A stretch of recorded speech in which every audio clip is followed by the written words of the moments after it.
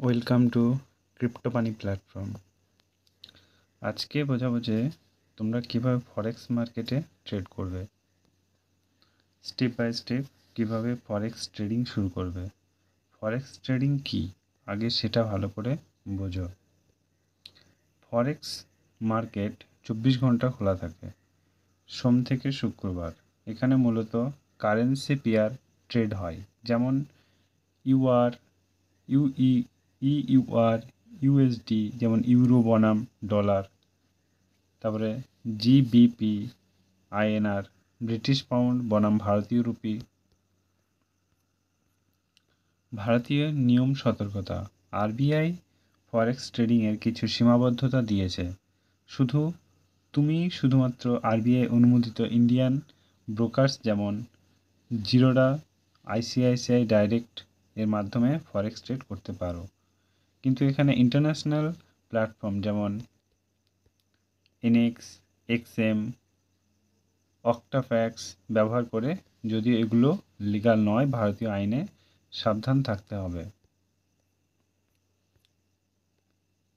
একটি ফরেক্স ট্রেড মার্কেটের app broker বেছে নাও। ভারতীয় regulated platform Zerodha, thought of NSC currency, sigma, ICICI direct, তারপর হচ্ছে এইচডিএফসি সিকিউরিটিস। ইন্টারন্যাশনাল রিস্ক থাকে, যেমন এনএক্স, অক্টোফ্যাক্স, এক্সএম, এফবিএস। একটা ডেমো অ্যাকাউন্ট খুলে নাও, প্র্যাকটিস করো। প্রথমে ডেমো অ্যাকাউন্ট খুলে 100% ফ্রি প্র্যাকটিস করো। রিয়েল টাকা দিয়ে শুরু করো না, আগে ডেমোতে মার্কেট বুঝে নাও। Support, resistance, chart pattern, news impact, এগুলো সব বুঝে নিতে হবে আস্তে আস্তে, না হলে লস হয়ে যেতে পারে। ফরেক্স মার্কেট কিছু টপিক। হোয়াট ইজ ফরেক্স? বাজারের মূল্য নির্ধারণ, লট সাইজ অফ পাইপ, কত লাভ লোকসান হতে পারে। লেভারেজ, ছোট ইনভেস্টমেন্ট, বড় trade, risky. Technical analysis, chart দেখে ট্রেড করা শেখো, চার্ট দেখে ট্রেড করা শিখতে হবে। ফান্ডামেন্টাল নিউজ, খবর দেখে প্রভাব বোঝো। যদি ভাবো এখন ওয়ার্ল্ড ওয়াইজ রিসেশন লেগে গেছে, তাহলে কিন্তু মার্কেট ডাউনে যাবে। যদি কোনো একটা ইনসিডেন্ট হলো, সেক্ষেত্রে মার্কেট ডাউনে যাবে। ওটা ওয়ার্ল্ড ওয়াইজ এটা কিন্তু এফেক্ট পড়বে, সেক্ষেত্রে ফরেক্স মার্কেটে এর জন্য প্রচণ্ড পরিমাণে প্রভাব পড়বে। শেখার জন্য ইউটিউব চ্যানেল যেমন আমার ক্রিপ্টো মানি প্ল্যাটফর্ম তোমরা ফলো করতে পারো। আমি 100% তোমাদেরকে শেখাবো। তারপর এগুলো আছে, তোমরা যেটা ইচ্ছা সেটা করতে পারো। কত টাকা দিয়ে শুরু করবে? ইন্ডিয়াতে জিরোদা, আইসিআইসিআইতে 1000 থেকে 50,000 দিয়ে শুরু করা যায়।